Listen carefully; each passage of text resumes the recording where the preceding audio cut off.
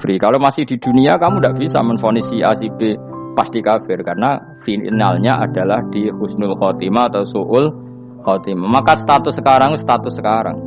Kita dikatakan mukmin ya sekarang, yang sedang kafir ya sedang kafir. Bisa saja yang sedang fasik nanti mati soleh, yang sedang soleh nanti mati fasik. Makanya kita enggak berhenti doa apa ya muqallibal qulub tsabbit qalbi ala dinik, karena kita tidak pernah tahu. Makanya status kafir ya wa matu wa hum kuffar. Sebagian ayat apa? Wa matu wa hum kuffar. Status yang permanen adalah dalam keadaan mati, dia dalam keadaan kafir. Tapi kalau masih di dunia gini enggak jelas. Makanya saya suwun ya, kalau kita harus toleransi sebagai warga Indonesia, kalau kamu orang alim, toleransi atas nama agama, karena yang sedang kafir pun tidak jaminan selalu kafir. Jadi kita tidak perlu musuhan, karena memang semuanya tidak mesti. Ya itu kalau atas nama nopo agama. Kalau atas nama negara ya memang kita berkawan atas nama sama-sama bangsa nopo Indonesia. Kalau atas nama agama ya memang nggak mesti juga. Bisa saja mereka husnul khotimah. Kita tidak pernah tahu.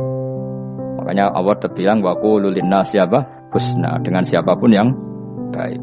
Lah soal nak diperangi kita perang ra kudu wong kafir. Lah pela dibaca wong Islam ya males. Lagi meneng ae disembelih. Wah.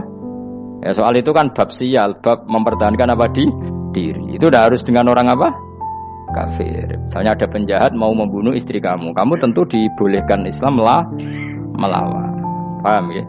Makanya di kitab-kitab fikih diterangkan ada bab di mana harbi itu kafir yang melawan kita, itu boleh kita lawan. Tapi kata sarah-sarah itu udah harus kafir. Dalam konteks apa? Kita mau digarong orang atau istri kamu mau diperkosa orang, ya kamu wajib melakukan perlawanan. Jadi tidak ad-difa anil dzali ad-difa anin nafsi. Makanya Nabi mengatakan mangkutila duna mali bahwa syahid. Jadi itu kan disiplin fikih. Makanya ngaji ya. Makanya tatus soleh juga gitu. Orang soleh yang sedang soleh gak boleh kumul luhur, bisa saja su'ul khotimah. Kita punya cerita banyak. Misalnya Khalid bin Walid, Wahsy itu kayak apa Nabi bencinya sama Wahsy karena pembunuh Sayyid Hamzah. Tapi dia mati husnul khotimah. Sa'labah yang punya gelar merpatinya masjid karena selalu itikaf malah su'ul khotimah. Kita tidak pernah tahu. Dan tidak pernah tahu itu bagus. Karena menjadi mawas diri, menjadi tawadu. Tawadu itu ekspresinya macam-macam. Boleh ada ya ulama yang ini cerita aja ya. Ada ulama yang mau dijujuk. Alasannya didik santri atau masyarakat biar hormat sama orang alim, itu ya benar. Ada ulama yang enggak kerso dijujuk. Alasannya saya sendiri untuk melawan ujub saya, keangkuhan saya, kesombongan saya. Ini namanya ijtihad. Boleh, bebas, orang boleh. Kenapa? Ijtihad. Abdullah bin Mas'ud itu enggak senang punya santri nderekno dia. Karena kata beliau dillatan litabe wa fitnatan lil mabdu. Yang nderekno itu hina, dia khawatir kumo luhur apa? Kiai kalau kelamaan diderekno itu kan kumo luhur. Kadang gawa rokok era gelem, ono sing gawakno. Bahkan nyumet era gelem ono sing nyumet. Padahal kok film geng Cina ae. Geng Cina kan padha kan. Kadang kene bangga wong kok geng Cina kok apa. Tapi banyak juga ulama yang mau biar gue iling-ilingan di enggak apa-apa, semua itu ijtihad. Napa semua itu enggak apa-apa kita. Makanya saya itu ya kadang salaman, kadang enggak. Karena ijtihad kita banyak.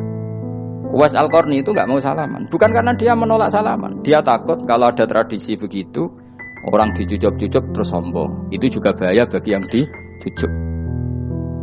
Tapi ya salaman tetap sunat. Kita tetap yakin salaman itu sunat. Karena mendidik anak atau masyarakat hormat sama orang alim. Tapi kalau itu terlalu masif, nanti orang yang abal-abal menjadi keangkuhan. Delok wong sakmono iki nyucup aku kabeh. Keren gak? Keren apa nih? Soalnya jenengan ditakdir pun rokok aneh-aneh wae. Enggak ada yang keren di dunia. Yang keren adalah makanya Salman Al-Farisi ketika dia sukses menaklukkan Persia, itu mau syukuran. Kata Salman Al-Farisi, "Enggak, Jong. Kalau saya nanti masuk surga, saya mau syukuran, tak undang sampean." Saya juga punya rencana syukuran di surga. Nanti tak undang sampean. Dan enak kan enggak usah biaya undang, pesta besar-besaran.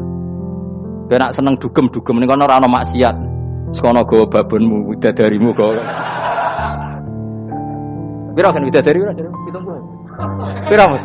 Ki rencana piro, Mas? Piro? Rukun 70, Mas. Nanti tak undang. Saya punya rencana, pokoknya sekali masuk surga syukuran besar-besar. Kayak tak undang ra ono berarti ning neraka.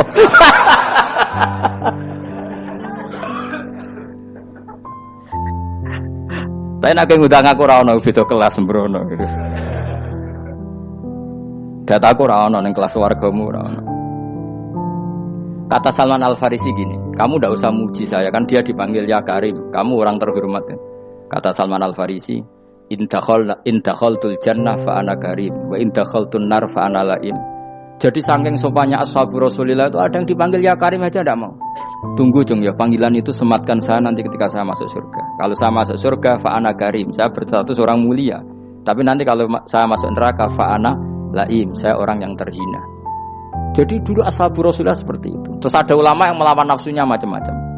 Misalnya saya milih jarang ada sowanan, saya dapati senang banyak santri sowan. Tapi bukan karena benci enggak. Karena saya takut sebagai orang yang sangat terhormat.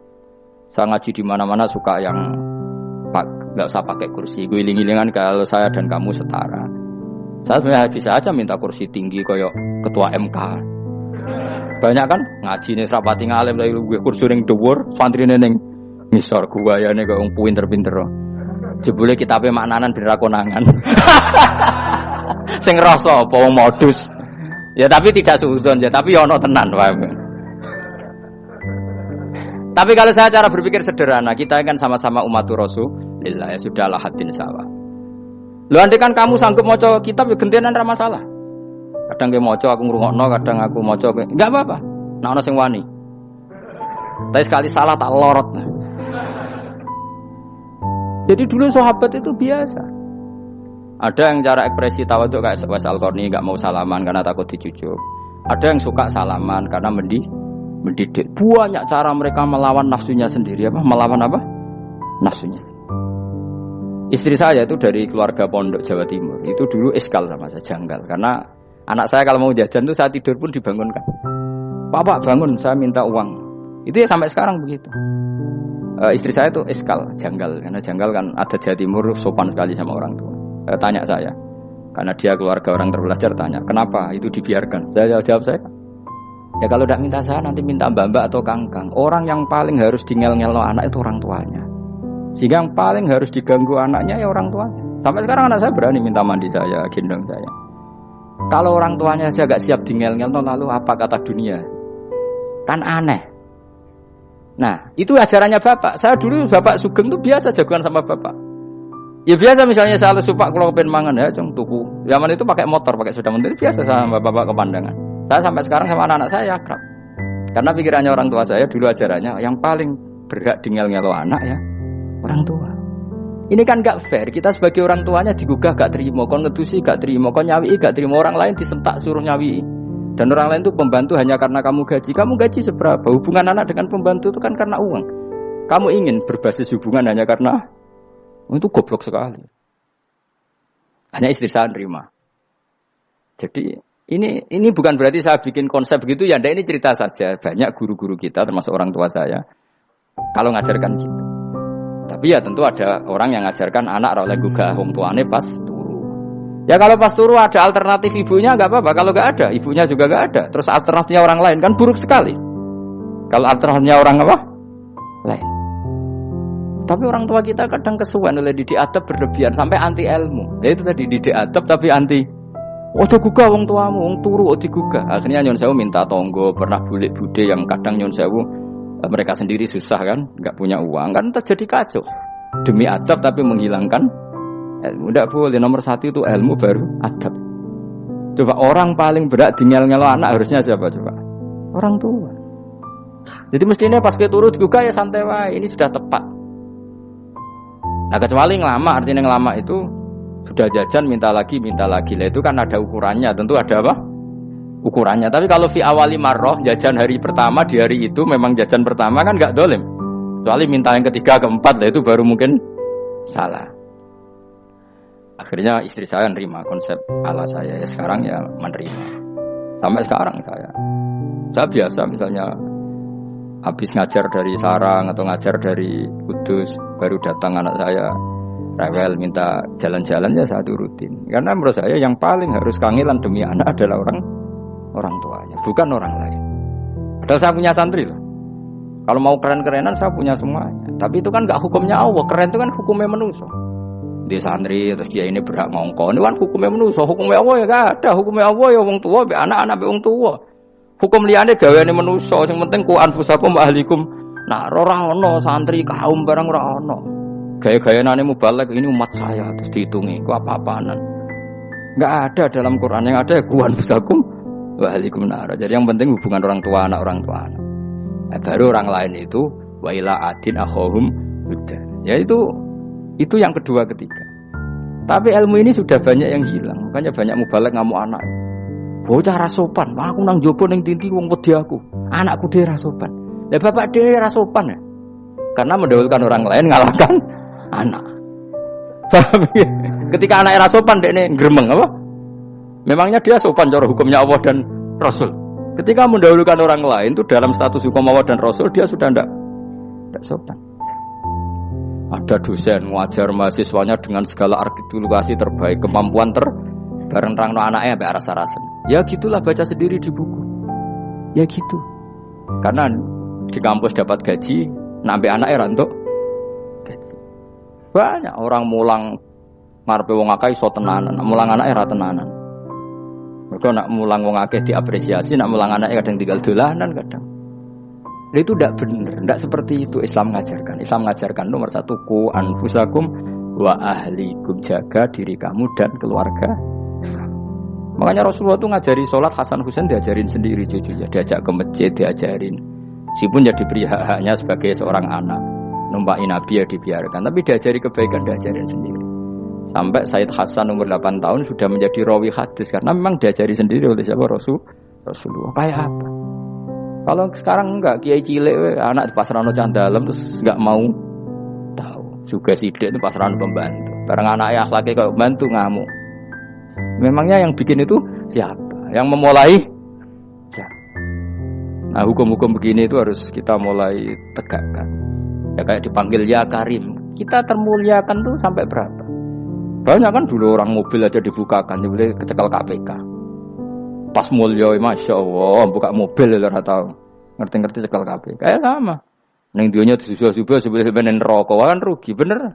Makanya saya ngikuti mazhab Salman Al Farisi. Saya sudah niat syukuran besar-besaran tak jamin, tak undang teman. Tapi daripada Salman konangan nggak di situ, mendingan ndak ya. Karena kalau ada undangan nanti kelihatan siapa yang di dalam dan siapa yang di luar. Nggak usah ya, nggak usah. Nanti takutnya nggak ada di situ, malah mari ngenes kula. Kecuali nggak ada di situ, malaikat itu nggak ada Gus di kelas jenengan, tapi mungkin di bawah ada. Alhamdulillah kalau gitu mau beda napa? Kelas. Tapi nak sing sitok ning swarga sitok neraka, innalillahi wa inna ilaihi raji'un. Tapi semoga malaikatnya hanya jawab gitu. Nggak ada Gus, kalau di kelas ini nggak ada. Mungkin di bawahnya ada. Tapi nanti pengurusnya nggak mau, pengurus swarga itu. Nggak bisa ini, kalau beda kelas harus pakai visa. Karena lintas apa? Negara. Ya jelas ya. Jadi kata Salman Al Farisi gimana? Jangan panggil saya ya Karim sekarang. Kalau nanti saya masuk surga, fa'ana Karim. Wa in dakhaltun nar fa'ana Laim. Laim itu terhina. Nah kalau semua orang berpikir begitu kan semuanya tawaduk, semuanya tidak kumoluhur. Ya karena ya dunia ini nggak pernah jelas. Makanya Nabi saja berdoa apa ya muqallibal qulub tsabbit qalbi ala dinik. Dat yang membolak-balikkan hati. Karena kayak apa kita mencintai Indonesia, mencintai masyarakat Indonesia. Tapi kayak apa kalau kamu sudah datang ke Singapura, rawang Singapura dinamis terus gerutu. Orang Indonesia itu pemalas, tidak kayak orang Singapura, dinamis maju. Tapi kan urip di Singapura gak gelem. Tapi di Indonesia men gerutu, orang Indonesia tidak kayak orang Singapura. Cara aku nak ngomong ngono gak usah urip ning Indonesia, kalau urip ning Budi. Singapura. Islam Indonesia gak mutu kayak ada di Timur Tengah, cobaan semua gini-gini. Enggak ana wong goblok ra iso ngaji cobaan ya dekne ra trimo goblok cobaan. Angel ngadepi wong ku angel. Terus kon piye? Sing biasa wae koyo kula jenengan wis biasa. Soale ngaji-ngaji wae turu-turu, soale mangan-mangan wis biasa wae. Dinul aja. Agama kita, agamanya orang lugu. Penting hubungannya dengan Allah spesial bahwa kita yakin hidup kita namun bergantung kepada Allah Subhanahu wa taala dan kita selalu nyifati Allah nikmal maula wa ni'man nasir. Selagi Tuhannya Allah pasti kita ditolong. Apapun kondisi Indonesia, Tuhan kita tetap Allah, tetap ditolong. Kita pernah keluar dari penjajahan Belanda, tragedi PKI. Ya apa saja problem kita pernah keluar karena Allah Tuhan kita. Nikmal Maula wa ni'man nasir. Sudah, iktimatnya sama Allah, jangan pada yang lain. Yang lainnya itu hanya aturan bernegara saja. Kita butuh presiden, butuh macam-macam. Itu aturan bernegara. Tapi kesejahteraan kita tetap Allah Nikmal Maula. Karena kalau Allah yang nggak berkenan, Jawa dihilangkan, lewat ekuifaksi selesai. Atau meteor satu jatuh selesai. Makanya Allah selalu mensifati dirinya, saya yang memegang langit bumi, saya yang mengatur langit bumi. Beberapa benda langit gak jatuh ke bumi karena saya, kata Allah. Inna wa yumsikus samawati wal ardo antazula wala inzalata in amsakahuma min ahadim min ba'di. Kalau sistem alam langit itu hancur, semuanya tapi kita enggak. Kadang-kadang membayangkan dunia enggak hancur itu kalau kestabilan negara. Negara tak stabil, kalau alam enggak stabil mau apa? Semuanya agak koruptor, semuanya adil, tapi diguncang gempa tetap selesai. Diundang faksi tetap selesai. Makanya Allah selalu mengingatkan kita, aamintum manfis sama yakhsifa bihumul ardo fa idza hiya tamur. Kenapa kamu merasa aman di bumi? Bumi ini setiap saat bisa likuifaksi, kata Allah. Karena bumi itu dzatis sodok, potensinya pecah. Tapi kalau kita ingat situ kan akhirnya bergantung sama Allah sambil bernegara secara benar, bertetangga secara benar. Susahnya apa sih hidup benar? Wong hidup benar itu nikmat. Kulo mboten nate urip susah. Ngerti masalah saya yang pangeran Gusti. Niki wae jenengan ya sudah selesai. Jadi nak tahlilan ojo ramene tok, dijiwai nikmal maula. Nikmat itu sebaik-baiknya, nikmat itu sebaik-baiknya. Artinya kita selagi punya Tuhan itu pasti nasib kita ya sebaik. Ngomongin nikmal maula tapi mbek gerutu. Seramutu. Mulane ra dadi wali perkarane ya.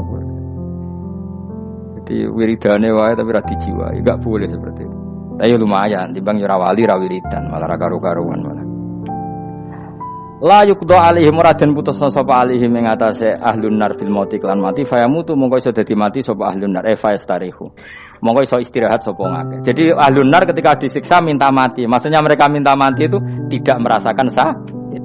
Tapi nyatanya mereka sudah tidak bisa mati. Berarti disiksa terus terus walai khofaf lan ora den ringan nopo anhum saking ahlun nar min adzabia saking siksa sinar torfata ini sak kedape mri kadalika ka mungkon-mungkon kabeh kama jazirahu tegese kaya oleh males ingsun wong akeh nadzi males ingsun kula kafurin ing saben-saben wong sing banget kafire banget ingkare ning Allah lan nikmat-nikmate Allah manane kafir bil ya iklan ya yadzi wa nunil nun al maftuhah kados kita tidak yadzi tapi napa nadzi nggih kadalika nadzi kula kafur maka cirizai serta nekaseza wa nasbi kullah lan aswi lafat kullah wa hum yasfarihuna